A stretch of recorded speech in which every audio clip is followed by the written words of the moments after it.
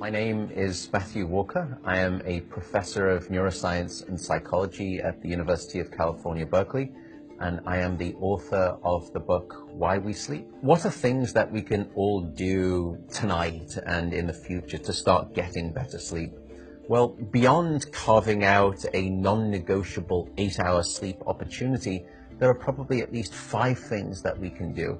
The first is that we have to try and maintain regularity. And if there's one thing that you take away from this, it would be going to bed at the same time and waking up at the same time, no matter whether it's the weekday or the weekend. Even if you've had a bad night of sleep, still wake up at the same time of day and reset. The second thing is that we are a dark-deprived society in this modern era, and we need darkness in the evening to allow the release of a hormone called melatonin. And melatonin helps the healthy timing of our sleep. So try to dim down half the lights in your home in the hour before bed. Stay away from screens, especially those LED screens. They emit blue light that actually puts the brakes on melatonin.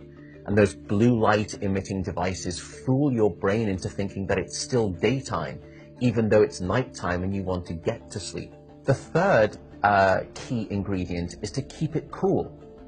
Many of us actually have a bedroom that's too warm in terms of temperature.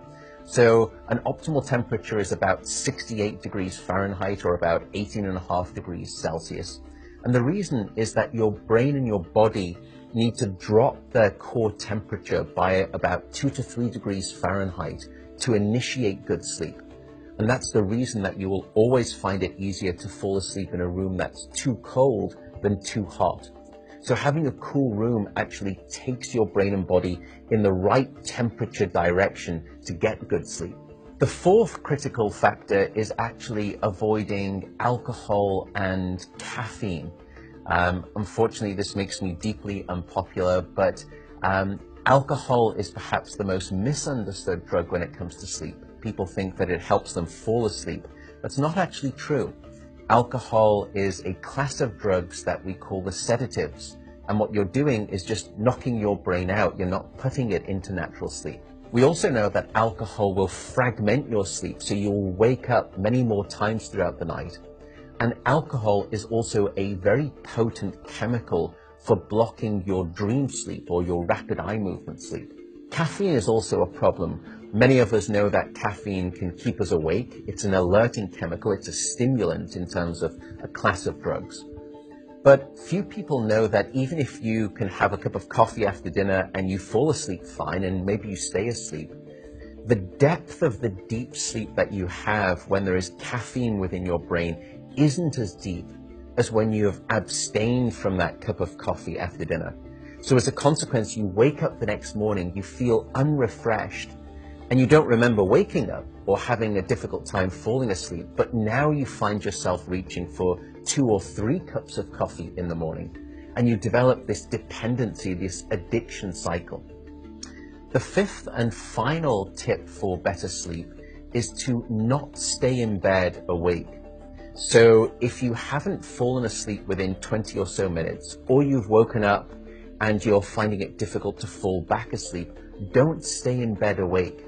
The reason is that your brain very quickly starts to learn the association between your bed being about the place that you're awake rather than your bed being about sleep.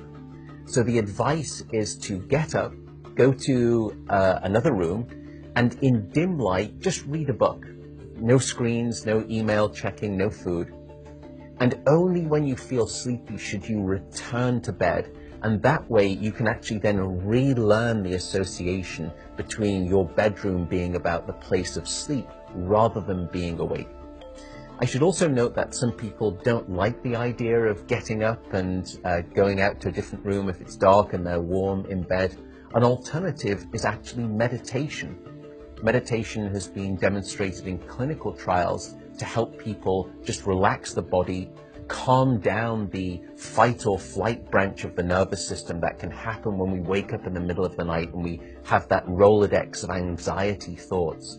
And by meditating, you can start to quiet the mind as well as the body, and that also helps you fall back asleep more easily.